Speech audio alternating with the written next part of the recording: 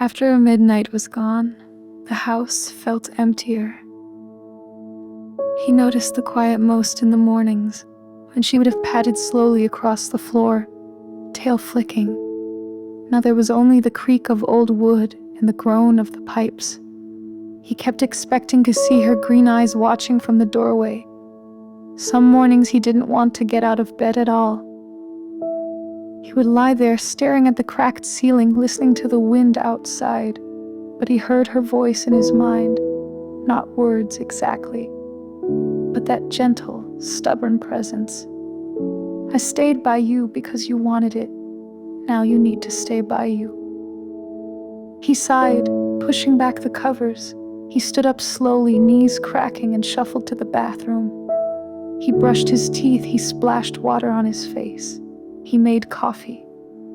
He sat at the little table looking at the empty chair where she used to sleep, and he said softly, "Good morning, Midnight."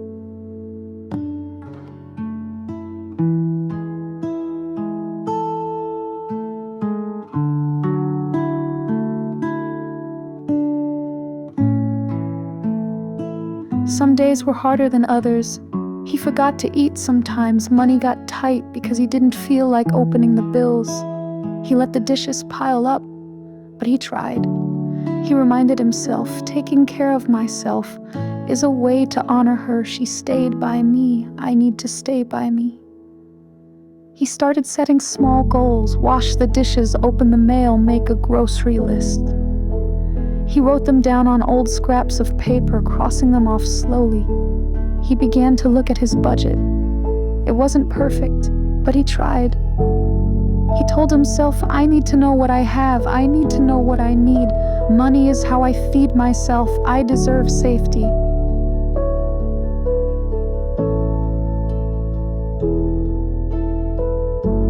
I can take small steps. I can care for myself. I am learning. I am allowed to get it wrong. I will keep trying.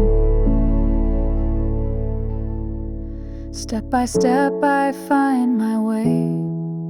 Little tasks that fill the day. Gentle care for who I am. I can do it. Yes, I can. He started selling old things he didn't need. He made small plans to earn a little more.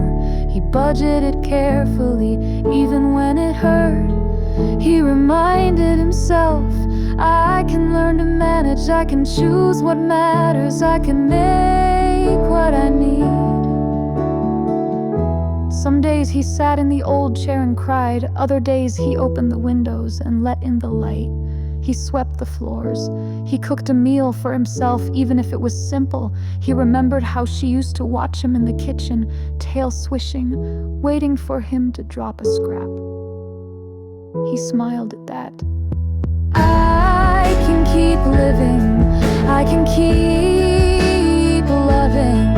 I can take care of myself. I can make a safe home. I am still here. I am still needed. He talked to her sometimes in the quiet. I'm trying, girl. I hope you'd be proud of me. He imagined her blinking slowly, turning her head away like she didn't want to admit she was listening. He chuckled. He started writing things down. What he spent, what he saved, what he needed. He made mistakes. He tried again. He thought about others he might lose, someday family, friends. He felt the fear tighten in his chest, but he breathed through it. He told himself, I want to be strong enough to help them. I want to be the one who stays. He knew caring for himself was part of caring for them. One small step, one gentle breath. I choose life instead of death. I choose hope when days are long. I choose care to make me strong. I can do what needs to be done.